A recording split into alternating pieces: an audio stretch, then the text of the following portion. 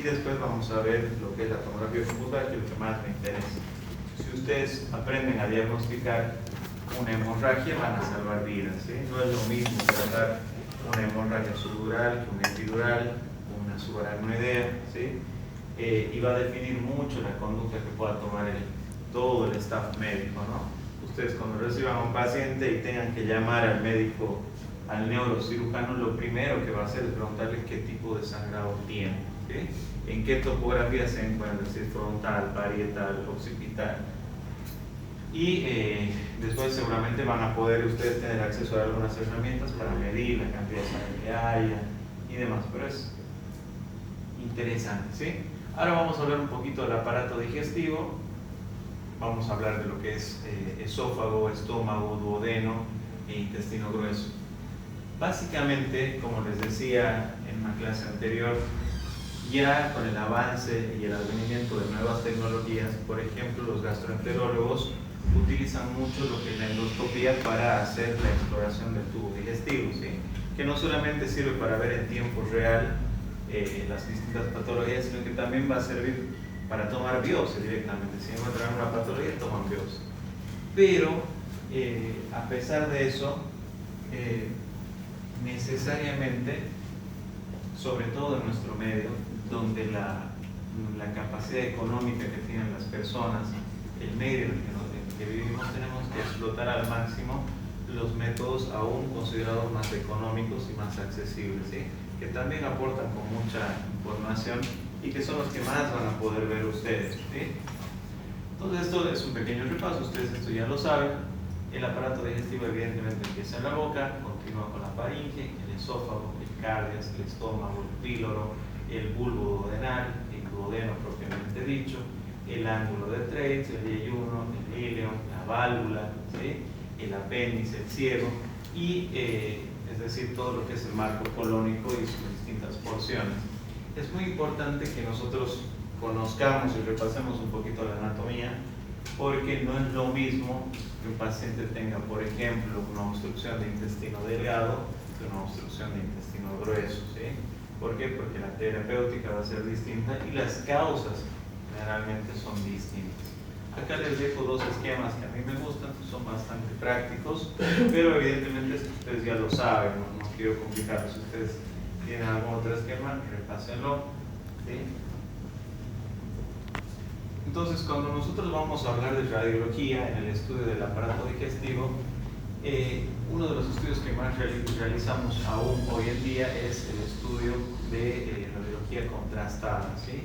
Nosotros, por ejemplo, cuando queremos estudiar el tracto digestivo alto, ¿sí? Hacemos que el paciente ingiera contraste. Hay dos tipos de contraste que son los más utilizados, el bario y el yodo, ¿sí? El más barato y el más accesible es el bario. Sin embargo, el bario está relacionado con algunas complicaciones algunas complicaciones o efectos que no queremos, ¿sí? Que por ejemplo el bario suele adherirse un poco más a la mucosa y suele secarse, ¿sí? Entonces, cuando un paciente ingiere bario, a veces tarda varios días en eliminar el contraste, ¿sí? Entonces es una complicación que no es tan buena, ¿sí? Sobre todo en pacientes que tienen, por ejemplo, constipación, tránsito lento, imagínense, a veces hacen varitomas y hay que entrar a hacer algún enema o algo para ayudarle a eliminar el contraste. Bueno, este es el contraste que utilizamos, así llega ese pequeño baldecito para que nosotros lo podamos preparar, ¿sí? La idea es realizar un estudio, ¿sí? Para poder visualizar las distintas porciones del tracto digestivo alto, ¿sí? No me interesa mucho que se memoricen cómo lo hacemos, pero sí qué es lo que podemos ver a través de ellos, ¿sí?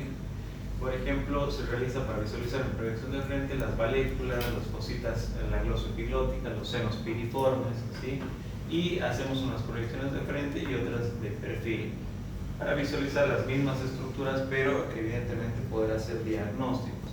Sobre todo van a ver que este tipo de estudios nosotros los hacemos en pacientes que han padecido ACV o han sufrido un accidente cerebrovascular y que quedan con trastornos deglutorios, ¿sí? Entonces, cuando hacemos radiología contrastada, necesitamos que el equipo tenga radiación continua o fluoroscopía, ¿sí? Entonces, no sé si han visto alguna vez un meme o algún videíto de estos que circulan por las redes, donde se empieza a emitir rayos, que es más o menos a los rayos que tienen en los aeropuertos, ¿verdad? Que va pasando y uno puede ver en tiempo real las estructuras que están dentro de las maletas, de las mochilas. Bueno, la fluoroscopía sirve para eso. Nosotros colocamos al paciente en distintas posiciones y empezamos a emitir fluoroscopías. Podemos ver cómo traga el paciente, si lo movemos podemos ver el movimiento que realiza, ¿sí? Y sobre todo ver si es que el paciente tiene algunas penetraciones de contraste hacia la vía respiratoria. Sobre todo los pacientes que han sufrido ACV tienen ese gran problema o esa secuela que queda, que es la broncoaspiración, ¿sí? Tragan algo, sobre todo cuando tragan líquidos, puede haber que cierta porción de ese líquido que han ingerido pase a la vía respiratoria. Estos pacientes tienen accesos de tos muy fuertes, tienen algunas complicaciones como las infecciones por broncoaspiración, ¿sí? Entonces es muy importante que conozcan este tipo de estudios porque va a ser seguramente muy solicitado por ustedes cuando tengan este tipo de pacientes. Bueno, acá nuevamente un esquema para que lo repasen qué es lo que vamos a ver cuando el paciente ingiere contraste, ¿sí? Por ejemplo, ahí está marcado con amarillo que una de las estructuras más importantes es la valécula, el seno piriforme, ¿sí? Es como un poquito más complejo, con mucha anatomía, pero recuerden que lo que a mí me interesa de estos esquemas es que repasemos el trayecto del tubo digestivo alto, ¿sí?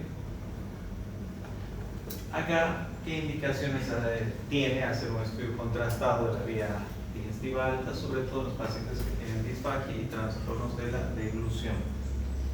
Van a encontrar pacientes que sufren disfagia, por ejemplo, por reflujo gastroesofágico. Pacientes que después de haber comido sienten que la comida vuelve a refluir, que refluye por el esófago y evidentemente ese alimento ya no vuelve solo, ¿verdad? Vuelve con los ácidos que tiene el estómago y empieza a lesionar el esófago. Entonces consultan muy frecuentemente por disfagia. Cuando nosotros le damos contraste y termina de pasar el contraste, tenemos la posibilidad de jugar un poquito con la gravedad, es decir, recostamos la camilla y podemos ver ese trastorno cuando la válvula, ¿sí? ¿Cómo se llama la válvula que separa el esófago del estómago? ¿Se acuerdan? La válvula gastroesofágica. Tiene su nombre propio, ¿no? ¿Antro? ¿Perdón? ¿El antro? No. Cardias, creo que. No, el cardias. Correcto. ¿Sí? Entonces, esta válvula, ¿sí? No en todos es suficientemente competente y va a provocar el reflujo del contraste que han querido, ¿sí? Entonces nosotros tenemos una forma científica de demostrar que ese paciente tiene una válvula incompetente o no lo suficientemente competente como para impedir el reflujo de la comida. Vean que puede ser un estudio muy importante. Con eso ustedes demuestran y le pueden decir al paciente con toda seguridad de que la disfagia que sufre es por un reflujo gastroesofágico. ¿Sí? Para realizar este estudio necesitamos que el paciente tenga un ayuno entre 4 a 6 horas, ¿sí? Porque evidentemente si hay contenido alimenticio, el contraste al ingresar se puede empezar a pegar sobre las distintas estructuras que forman el alimento y generarnos una falsa imagen, como si fuese, por ejemplo, un tumor, ¿sí? Entonces tratamos de que el paciente esté en ayunas, no haya contenido y que nos permita una buena exploración, ¿sí? Pero a la vez de tener indicaciones, existen contraindicaciones. Cuando ustedes tengan un paciente que tenga sospecha clínica de perforación del tubo digestivo, no le hacemos contraste. ¿Por qué? Porque imagínense que tenga una perforación a nivel esofágico y el contraste empiece a penetrar hacia el mediastino. Vamos a producir una mediastinitis química por la penetración del bario hacia el mediastino, ¿se entiende? Y lo mismo pasaría si la perforación o la ruptura estuviese en el estómago o estuviese, por ejemplo, en el duodeno. Evidentemente ya el pasaje del contraste no va a ser hacia el mediastino, pero sí va a empezar a derramarse sobre el peritoneo y puede producir una peritonitis química, ¿sí?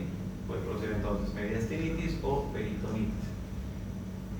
Otra causa que nos puede impedir hacer este estudio es que el paciente esté con síntomas de oclusión Si sabemos que el paciente está ocluido, que no hay tránsito, ¿sí?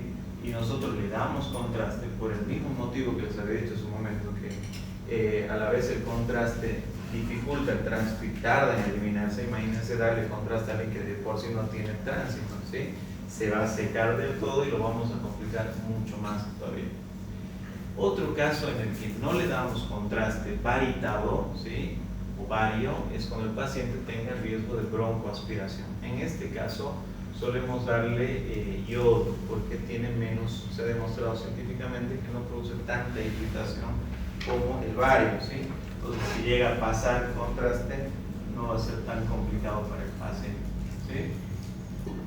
Bueno, cuando tengamos un paciente con síntomas de perforación de víscera hueca, tampoco le hacemos contraste. Por ejemplo, paciente que ha sufrido una lesión herida de arma blanca, no le hacemos. Cuando el paciente tenga algún antecedente, por ejemplo, de tener úlceras y que esa úlcera se haya perforado, tampoco, porque le damos el contraste y va a empezar a derramarse, a fugar por el lugar donde está la perforación, ¿sí? Bueno, cuando queremos estudiar el tubo digestivo bajo, ¿sí? Utilizamos también bario, pero ¿sí? No le damos por la boca. Colocamos una pequeña cánula a través del ano y empezamos a pasar el bario nosotros, haciendo un poco de presión, pasamos el contraste a través del marco colónico, es decir, ingresa por el ano, va pintando el recto, el sigma, el colon ascendente, el transverso, el descendente, y a veces logramos ver incluso al apéndice que se pinta un poco con el contraste, ¿sí? Es otro el procedimiento que se hace. Pero tampoco le vamos a hacer contraste cuando el paciente tenga divertículos complicados. Recuerden ustedes que los divertículos pueden ser múltiples y estar dispersos en todo el marco colónico. Vean que son como unas pequeñas protrusiones de la pared del intestino grueso, ¿sí? En algunos casos, cuando hay complicación de un divertículo, incluso algunos lo comparan o lo pueden confundir con una apendicitis, pero en realidad se trata de estas pequeñas estructuras, ¿sí? Que evidentemente por el tránsito normal que tiene el intestino, a veces la materia fecal queda impactada en uno de los divertículos y la proliferación de bacterias hace que empiece un proceso inflamatorio, y ese proceso inflamatorio al final puede terminar perforándose y es una contraindicación de hacerle contraste, ¿sí? Vean, acá les pongo un ejemplo de lo que podría ocurrir si nosotros le damos bario a un paciente y miren, se bronco aspirado. ¿Dónde está el contraste? ¿Dónde lo estamos viendo? En el bronquio, ¿verdad? Y recuerden que el bario se adhiere un poco a la mucosa. Este paciente probablemente, porque de ahí ya no lo podemos sacar, no podemos lavar, no podemos hacer nada, ¿sí? En un tiempo probablemente empieza a tener rigidez de los bronquios, las cilias probablemente tengan alguna complicación y este paciente tenga más problemas que beneficios a raíz de haber hecho un estudio que no estaba indicado, ¿sí? Bueno, acá un poquito de cómo vamos viendo el pasaje de la comida, cómo debería cerrarse, ¿verdad? ¿Qué se llama esta marca? La epiglotis, que se cierra, ¿verdad? Para impedir el pasaje de alimento hacia la vía respiratoria, pero en algunos no es tan efectiva y produce la broncoaspiración.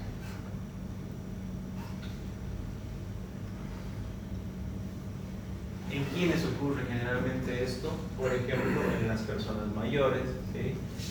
Sobre todo en los pacientes que han tenido algún antecedente o secuela de ACV, pero no siempre es así. Hay pacientes que no han tenido ningún ACV, sin embargo, con el paso del tiempo, como todo, hay algunos trastornos reclutorios que van apareciendo.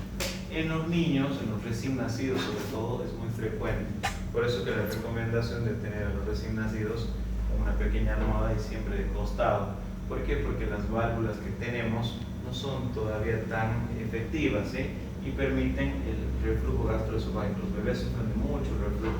Algunos, por ejemplo, lo confunden con vómito, y no es vómito, simplemente que la válvula no es tan efectiva y produce reflujo y llegan a expulsar un poco del alimento que han ingerido, o sea, de la leche. Vean que un poquito a medida que vamos avanzando con los estudios imagenológicos, a la vez vamos haciendo un pequeño razonamiento de lo que es la fisiología normal y de la fisiopatología, ¿no? Bien, acá les muestro imágenes de cómo se ve cuando un paciente está deglutiendo y cuando está en reposo, ¿sí? Es decir, traga el contraste, ¿sí? Pero le decimos que lo mantenga todavía sin tragar del todo, ¿sí? Como cuando hacemos un enjuague bucal, ¿sí? Vea que el contraste va penetrando muy despacio, pero cuando deglute empieza a pintar todo el esófago, ¿sí? Bueno. Recuerden siempre que es muy útil tener una proyección de frente y hacer una proyección de perfil, y así vamos siguiendo el pasaje del contraste y cómo nos va dibujando la pared del esófago y nos va permitiendo ver si es que hay permeabilidad del esófago o no. Y recuerden ustedes que habíamos repasado un poquito en la placa de tórax que a veces también podemos ver un tumor en el esófago, ¿sí? Se reduce la luz. ¿Perdón? Se reduce la luz. Correcto, ¿sí? Correcto, ahorita vamos a ver algunos ejemplos.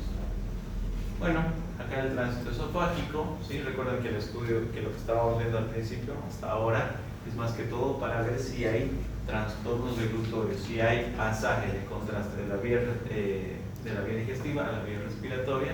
Y ahora continuamos para ver el esófago, ¿sí? ¿Cuáles son las indicaciones? La disfagia también, y también lo utilizamos en los niños cuando haya sospecha de ingesta de cuerpo extraño. ¿Por qué? Porque cuando hay ingesta de cuerpo extraño empieza a traer el contraste, lo vemos con el fluoroscopio, y la parte donde está estancado el cuerpo extraño evidentemente causa una pequeña impronta sobre el contraste y nos permite identificar dónde está, ¿sí? Y esto para decirle específicamente al endoscopista a qué altura está. Y algunos incluso nos preguntan para ver sobre todo el calibre del endoscopio que van a utilizar, ¿sí? Lo mismo, la preparación siempre entre 4 a 6 horas de ayuno.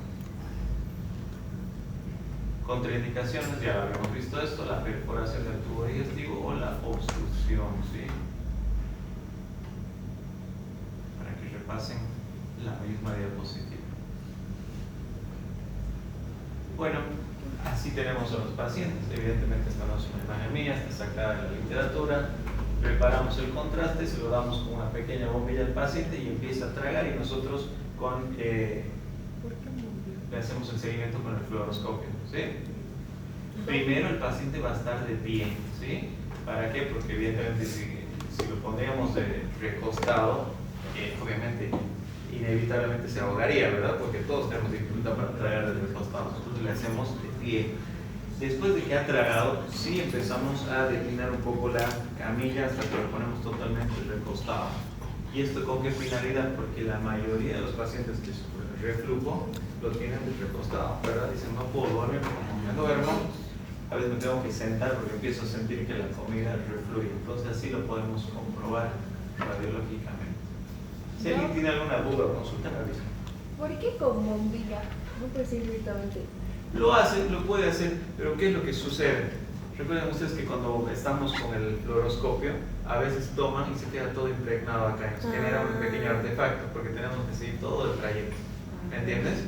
A veces queda manchado así de vario y nos impide una correcta visualización, nos genera un pequeño artefacto. Entonces la bombilla nos evita un poquito eso, ¿no? No se manche esta zona y que nos... Esto porque una chica joven podría quizá no mancharse, pero va a haber un viejito que está tembloroso, que le dificulta ponerse de pie, o un niño, entonces, ¿me entiendes? Es un poco más práctico darle bombilla.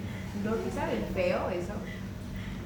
Mira, antes sabía horrible, pero ahora ya vienen hasta saborizados, sabor frutillas, entonces, mucho pensando porque los niños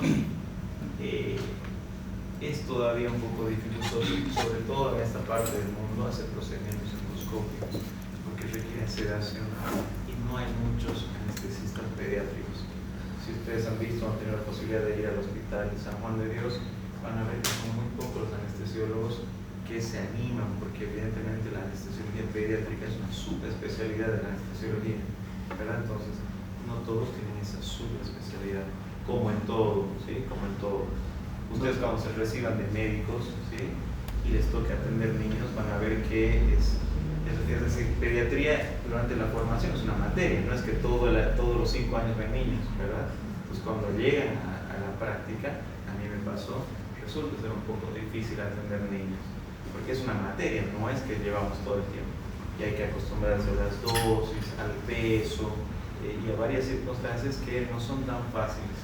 Lo mismo pasa en anestesia. Entonces, en otros países, en otras ciudades grandes, sí hay mucho anestesiólogo pediatra, pero acá al menos son muy pocos. ¿Sí? Entonces, por ejemplo, hacerle una endoscopia a un niño sin tener un médico que haga sedación, difícil, ¿no? ¿Entiendes? Entonces ahí ya saben qué especialidad, por ejemplo, podría ser buena para alguien que le gusta la anestesia, ¿no?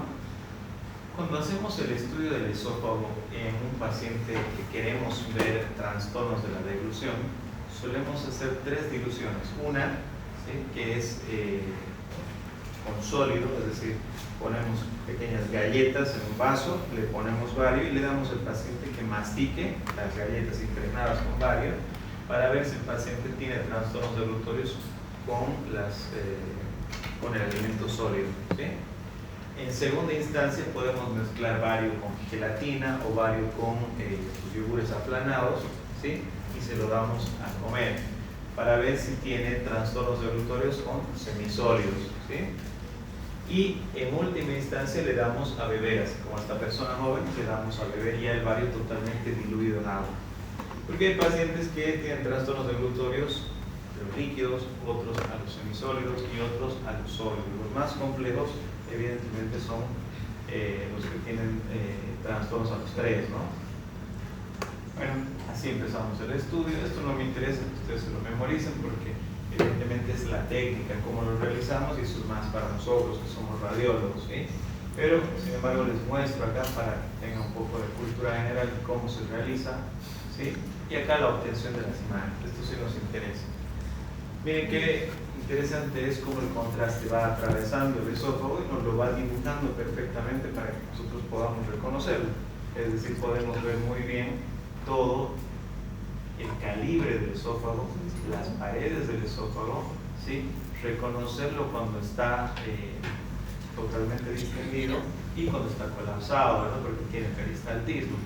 Y también podemos reconocer estas pequeñas muescas que están ocasionadas por improntas fisiológicas. ¿Qué estructura impronta el esófago fisiológicamente? ¿Qué ocasiona esta muesca? Corazón, diafragma. ¿Qué es eso? Esta muesca en particular, ¿qué estructura la ocasiona? Tráquea. ¿Perdón? Tráquea. No, a esa altura no.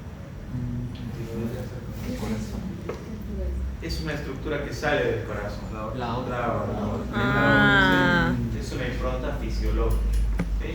Si uno, por ejemplo, no tiene conocimiento anatómico de esto, podría decir, mira, veo que el esófago viene con trayecto normal y sufre una depresión y me parece que ahí puede haber un cáncer, ¿entienden?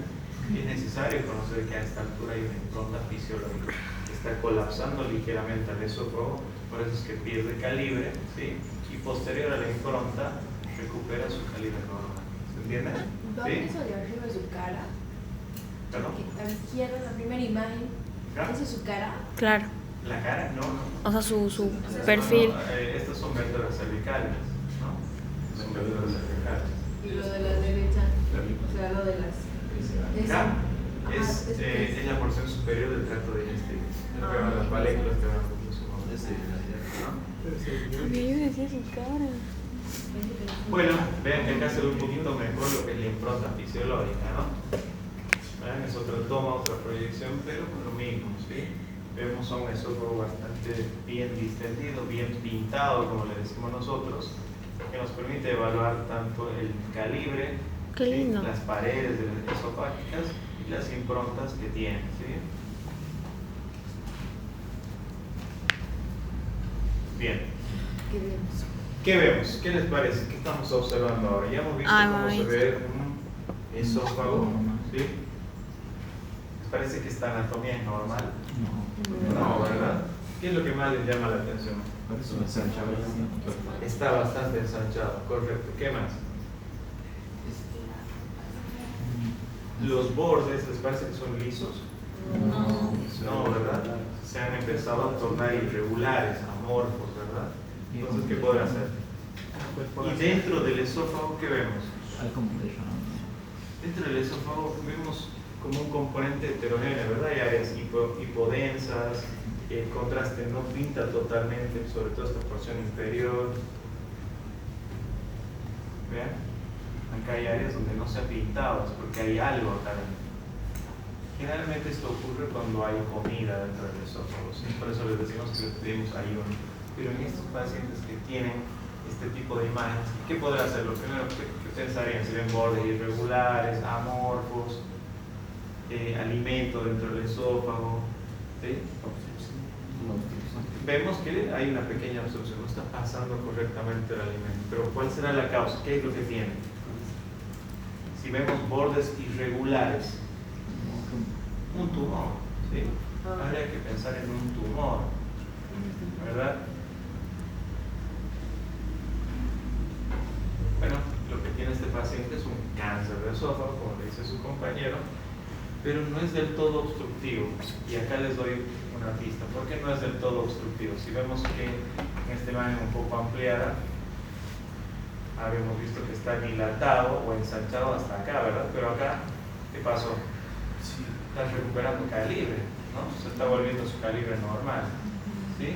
Y está pasando el contraste, es decir, no es que se ha quedado estancado, nos está permitiendo dibujar, pintar un poco el contraste a nivel distal. Lo que quiere decir que sí tiene un cáncer de esófago, sí tiene bordes irregulares, sí hay un poco de alimento dentro del esófago que no está pasando con normalidad, pero no es del todo obstructivo, ¿se entiende? No está causando una obstrucción total. ¿Alguna duda? ¿Alguien que tenga un comentario?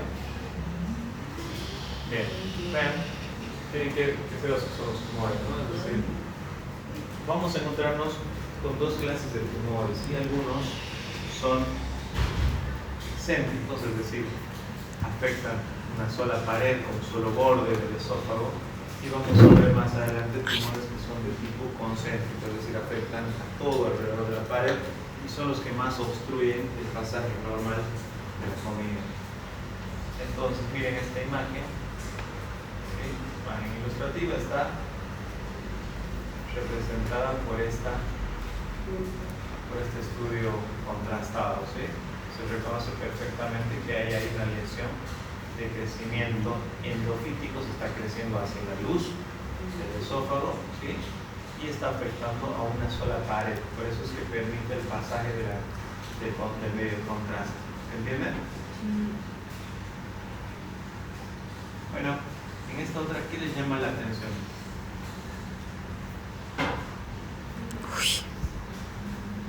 El calibre les parece que está normal, está un poco incrementado. Grande. Está incrementado, ¿verdad? A nivel distal, ¿les parece que es normal o es decir, recuerden ustedes que el esófago, ¿sí? Si bien no es un embudo real, tiene un calibre un poco más ancho hacia el superior, pero se va adelgazando a medida que llega al cardias, porque el cardias tiene una manera de válvula, ¿sí? Entonces, a nivel que avanza, ¿sí? A nivel que vamos viendo su porción distal, debería ir adelgazándose ligeramente, no del todo, pero evidentemente que podamos reconocer el cardias. En este caso estamos viendo que el contraste, ¿sí? Ha llegado hasta esta porción del esófago, pero a diferencia del otro, no logramos ver que el contraste pase hacia el distal, no está logrando pasar, hay algo que dificulta su pasaje, ¿sí? Hay algo que está obstruyendo su pasaje habitual, y acá les pongo el ejemplo ilustrativo, es un cáncer de esófago, pero en este caso ya es de tipo obstructivo, porque su crecimiento es concéntrico, ¿sí? Está alrededor de toda la pared esofágica, ¿sí? Y evidentemente está reduciendo francamente la luz, tanto así que el paciente, es decir, probablemente les consulte porque tenga mucho dolor al ver que traga y siente que la comida se le atasca acá en el pecho, y que incluso a veces es con mucho dolor. ¿Y eso por qué? Porque el esófago se tiene que ir distendiendo bastante para poder tolerar el alimento que se queda estancado ahí. Bueno, cuando veamos estudios de estómago, cuando el contraste llega al estómago, nos va a permitir reconocer lo que decía su compañero hace un momento, ¿sí? El antro, vamos a poder reconocer las curvaturas, la mayor, la menor, ¿sí? vamos a poder reconocer en realidad toda su anatomía. Importante, evidentemente, que el paciente tenga una ayuda de abajo. Vean, acá les coloco un esquema y vean qué práctico sería si todos los pacientes podrían hacerse endoscopía, pero no es así, ¿sí? Porque, por ejemplo, en el caso anterior, el paciente tiene un cáncer concéntrico, el endoscopio no va a atravesar de ninguna forma, ¿sí? No hay cómo atraviese. Es más, en el afán a veces de tratar de atravesar un tumor, lo que provocan es la ruptura del esófago, perforación, porque el endoscopio necesariamente necesita ir avanzando con, también le ponen un poco de gas, ¿verdad? Como para poder distender. Entonces al final se termina perforando. Pero vean qué interesante es poder hacer un poco de sinergia entre ambas cosas, ¿no? La radiología y la endoscopia. Bueno, ahora vamos a hablar un poquito ya de lo que es el intestino, tanto delgado como grueso. Y acá vamos a ver, por ejemplo, en este caso, miren, un paciente que ha sufrido una obstrucción del intestino delgado. Ay, Dios. Cuando está obstruido, pues lamentablemente una de las complicaciones que no quisiéramos llegar nadie en su guardia y decir que un paciente que está haciendo una obstrucción con un sufrimiento vascular del asa y que no se ha tratado a tiempo y que tenga que entrar a quirófano y hacerle una resección de una porción del intestino, ¿sí? Hay que tratar de agarrarlos mucho antes. Bueno, cuando nosotros estemos enfocados en el diagnóstico de una obstrucción, ¿sí? Tenemos que discriminar en el abdomen lo que es el intestino delgado y el intestino grueso. El intestino delgado, ¿cuál será su distribución? ¿Dónde está dispuesto anatómicamente? ¿Será periférico? ¿Es superior? ¿Es inferior? ¿Es medial? ¿Cómo está esto? Es medial, correctamente, ¿sí? Es medial. Y el intestino grueso, ¿sí? Recuerden ustedes que la literatura lo reporta como marco colónico. ¿Por qué es marco? Porque justamente rodea el intestino, ¿sí? Va del lado derecho, ¿sí? El ciego, el colon transverso, el colon descendente, el sigmoides y el recto. Y todo en conjunto va a formar una especie de marco que va a ir por este lado, ¿sí? Entonces, si esto lo estamos viendo bien central, ¿qué será? Hay una gran dilatación y una gran distensión de asa. ¿Será de intestino grueso o de delgado? Es delgado, sin duda, porque está bien central, ¿sí? Pero otra cosa más que nos ayuda, vean que acá hay distintos tips que les puse, es que el intestino delgado, a diferencia del intestino grueso, presenta válvulas conniventes, ¿bien? Son valvulitas, por el gran peristalismo que tienen, son pequeñas valvulitas dispuestas muy seguidas, ¿sí? Una de otra. ¿Se ve? ¿Entienden? Entonces, es intestino delgado. Radiológicamente este signo se lo conoce como el signo de la pila de monedas. Es como si hubieran agrupado un montón de monedas y las hubiesen dispuesto todas juntas, ¿sí? Es lo que estamos observando ahora. Entonces, cuando ustedes tengan esta imagen, recuérdenla siempre, cuando ven que la distribución del asa afectada es bien central, pero sobre todo si presenta válvulas conniventes, estamos hablando seguramente de intestino delgado. Ahora, cuando se van a topar, por ejemplo, con casos de un vólvulo de sigmoides, que el sigma cuando se volvula también se pone bien central, ¿sí? Se va hacia el centro del abdomen. Pero el intestino grueso carece de válvulas conniventes, tiene austras. Entonces son mucho más distales las austras unas de otras y evidentemente eso nos va a hacer una gran diferencia, ¿sí? ¿Alguna duda con esta placa? Ahí se ve el intestino grueso. ¿Perdón? Ahí se ve el intestino grueso o solo vemos el intestino. Buena pregunta. Cuando nosotros tenemos una obstrucción de intestino delgado, es decir, cuando no está pudiendo atravesar, no estamos pudiendo ver un tránsito normal a través del intestino delgado, seguramente ni la materia fecal, ni el gas, ni nada va a lograr llegar hasta el intestino grueso, ¿sí? Es por eso que no lo estamos viendo.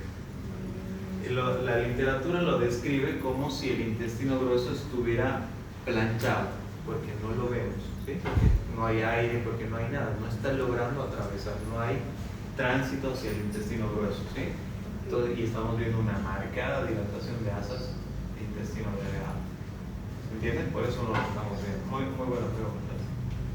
Bueno, acá lo que más me gusta a mí, la tomografía computada, vean que cuando uno tiene síntomas de oclusión intestinal o de obstrucción intestinal, ya sea el intestino grueso o delgado, vean qué interesante es poder verlo en una tomografía computada. Es mucho más fácil. Acá estamos en un corte coronal que representa la placa de frente que hemos visto del abdomen, pero vean cómo nosotros podemos ver perfectamente las asas, ¿no?, del intestino y poder caracterizarlas si es de intestino grueso, si es de intestino delgado, y podemos ver también los niveles hidroaéreos que va a ir generando. Que recuerden que un asa siempre tiene contenido y se va llenando la distancia, o sea, con la distancia se va generando una gran ocupación aérea también del asa, y vamos a ver que se generan estos niveles, ¿sí?, niveles hidroaéreos. Causas obstructivas hay muchas, múltiples. Pueden haber causas endoluminales, pueden haber causas extraluminales. Por ejemplo, que el paciente tenga un tumor en alguna parte del abdomen, de cualquier órgano, y que su crecimiento termine comprimiendo al intestino delgado, ¿sí? Causas endofíticas, por ejemplo, los tumores del intestino, que igualmente, como en el esófago veíamos, va creciendo, disminuyendo la luz hasta que se ocluye del todo, no hay tránsito, ¿sí? Y casos muy interesantes, por ejemplo, les comentaba a sus compañeros ayer de que nosotros tuvimos en el hospital un caso de una paciente que vino del interior, de Yacuyo, si no me equivoco. Y era una paciente que le encantaba comer los nísperos, no sé si conocen esa frutita que se parece a un durazno, pero es bien chiquitito, ¿verdad? Ajá. Bueno, se lo comía, pero ¿qué creen? Se tragaba la pepa. Comía los más chiquitos. Bueno, en poco tiempo hizo una oclusión, sí, comenzaron a impactar en la válvula ileocecal porque ninguna pepa lograba atravesar la válvula, ¿sí? Se comenzaron a acumular ahí las pepas y se ocluyó del todo. Cirugía de emergencia y encontraron 9 pepas. Había 9 pepas, ¿sí? Bien. Otro caso interesante que se los voy a traer también, que yo presenté un caso a nivel nacional bastante interesante de una niña, ¿sí?, de una niña que bueno, tenía un trastorno psiquiátrico, ¿sí? ¿Qué era lo que pasaba? Se comía las uñas, se arrancaba los pelos, los tragaba, ¿sí? Se arrancaba los pelos, haciendo picar los ojos. Se tragaba muchas cosas y los papás no tenían mucho control sobre eso, ¿sí? Había empezado a tragar globos, pedazos de crayón, o sea, agarraba un crayón, lo masticaba, se lo tragaba, ¿sí? Evidentemente son cosas que no son digeribles y a la vez, si se van acumulando, van formando un cuerpo extraño gigante que se llama, ¿alguien sabe qué se llama?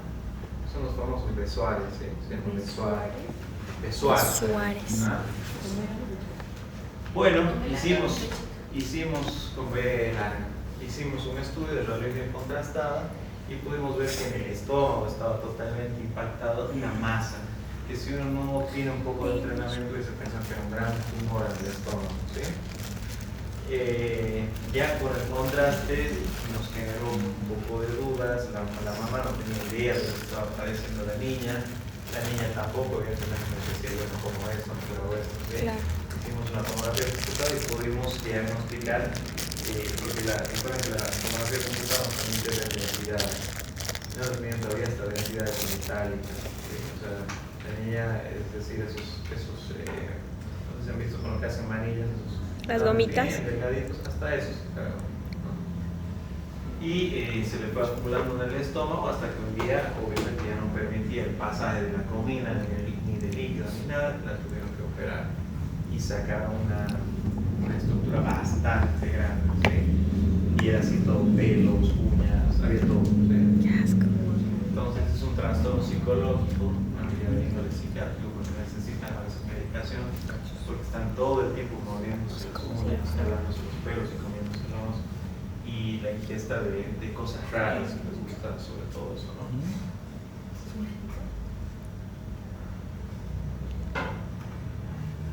Bueno, acá tenemos otra imagen.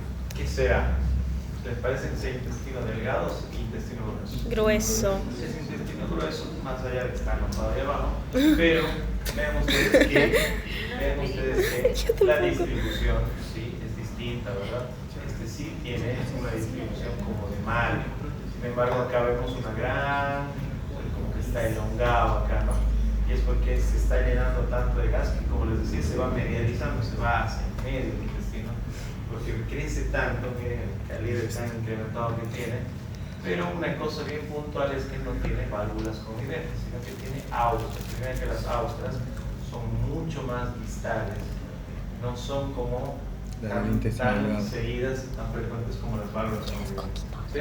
Entonces vean que es mucho más fácil. Ahora, cuando tengan una guardia, un paciente con síntomas de obstrucción de intestino grueso, que lo han debido ver, no sé si están, ya han ido a visitar a ver alguna cirugía o algo.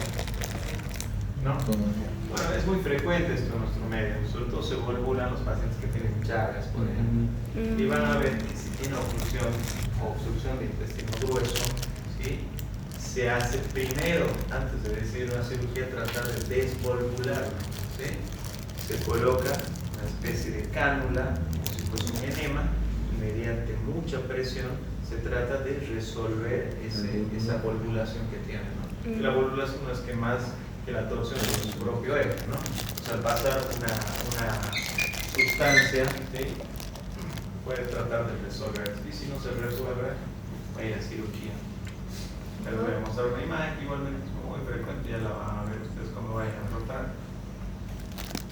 Bueno, intestino grueso, intestino delgado. Grueso. Es intestino grueso. Igualmente, porque no estamos viendo válvulas conviventes, vemos austras que son mucho más distales. Pero hay algo acá que se les puse a propósito, les llama la atención algo acá. Está muy... ¿Qué porción del intestino es primero? Es el colon ascendente y el ciego, ¿verdad? Y parece que hay algo ahí, ¿no? Caca. Es caca. ¿Sí? Es caca. Esto es lo que se llaman los fecalomas. Tiene un fecaloma y tiene este paciente ha ido impactando materia fecal, sí, debe tener dificultades en el tránsito. Puede ser que esta impactación se deba a algo obstructivo mucho más distal, que no ha permitido que la caca siga su trayecto normal y se ha quedado impactada ahí, ¿sí? Se conoce como el signo radiológico de miga de pan. Es como si ustedes cortarían un pan y lo ven de esta forma, ¿sí? Van a ver que tiene millones de huequitos como, bueno, lo típico, ¿verdad? De la masa. Esto se ve así, es como si alguien hubiera agarrado y hubiese hecho miles de huequitos ahí, ¿verdad? No sé si se dan cuenta, pero bueno, los imaginólogos somos bastante imaginativos, así que se conoce como el signo de miga de pan. Cuando avancen un poquito de semio van a ver que les van a explicar que cuando uno sospecha de fecaloma, inclusive cuando hace palpación queda marcado el dedo ahí, porque la caca está tan impactada que sí permite hacer esas impresiones digitiformes. ¿Se entiende, no? Todo lo que estoy explicando. Porque Sí. esto se me detiene, me pregunto, no hay ningún problema, ¿sí? Bueno, y aquí el mismo ejemplo que hemos puesto hace rato, esta obstrucción se está dando a raíz de esta imagen que se ve acá, ¿sí? Es un proceso tumoral del intestino delgado que no está permitiendo el pasaje normal del tránsito normal, ¿sí? Los de los costados es intestino grueso. Claro, Esas bolitas de que grandes. no se ven, ¿verdad? No es- porque está como planchado, que me preguntabas hace rato. Ajá, y esos ¿Sí? redondos grandes. Esto es intestino delgado, ¿no? Es intestino delgado. Vean, ahí están las válvulas convenientes bien seguiditas. Solo que recuerden que estamos en un corte axial. Algunas asas, ¿sí? Se han cortado de forma frontal y otras asas se han cortado en forma longitudinal, porque el intestino es caprichoso en su trayecto, ¿verdad? No es que está dispuesto o longitudinal o transversal o vertical, o perpendicular, no. Es decir, es bastante caprichoso su trayecto. Una consulta. Dime. ¿Qué diferencia o cómo podría detectar una ascitis de un fecaloma, digamos? Recuerda que la ascitis es la extravasación o la acumulación de líquido en el espacio peritoneal, ¿no? Es decir, tendría que haber líquido fuera del asa, no dentro del asa. Como en el fenómeno que vimos hace un momento, ¿verdad? Mira, es una buena pregunta, ¿sí? Fíjate que el asa está totalmente distendida, bastante grande, muy marcada, pero el contenido está dentro, ¿sí? Y otra cosa que tiene esas imágenes se serían como si fuese la miga de pan.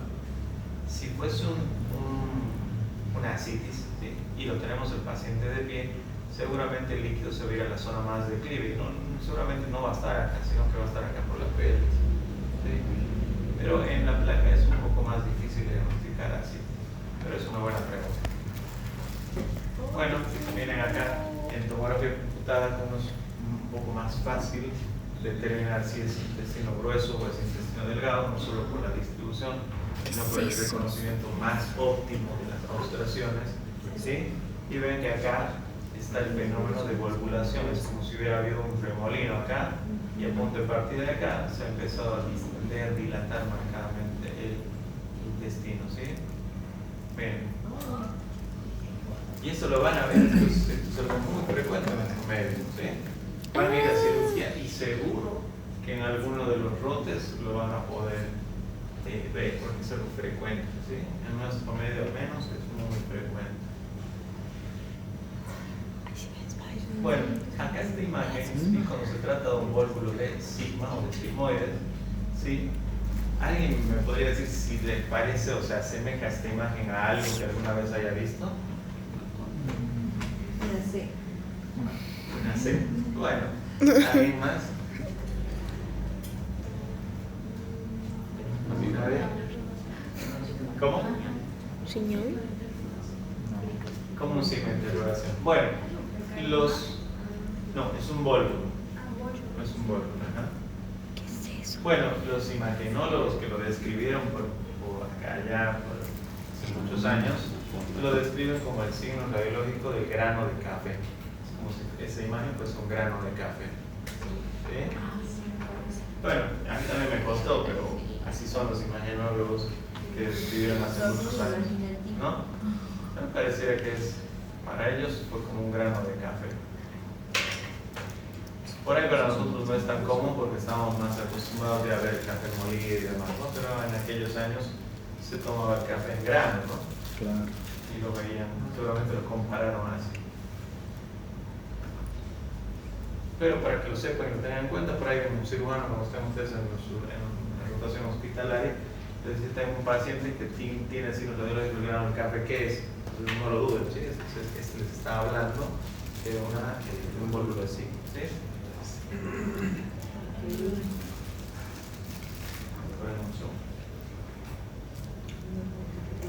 Bueno, acá hemos terminado. Vean que hemos hecho un poco de radiología contrastada del tracto digestivo alto y hemos repasado lo que es la obstrucción tanto de intestino delgado como de intestino grueso, ¿sí? ¿Tienen alguna pregunta al respecto? Abdomen es muy amplio. Posteriormente, por ejemplo, vamos a hablar de apendicitis, de colecistitis, de patología renal, es decir, litiásica, infecciosa. Eso es lo que yo trato siempre de incluirles porque es lo más frecuente, lo que más van a ver, a lo que más se van a enfrentar, ¿sí? Después, imagenológicamente hay miles de cosas que podríamos ver, pero para que tengan ustedes por lo menos el conocimiento de lo más frecuente que hay en la vida diaria, es que yo trato de ir distribuyéndolo de esa forma, ¿sí?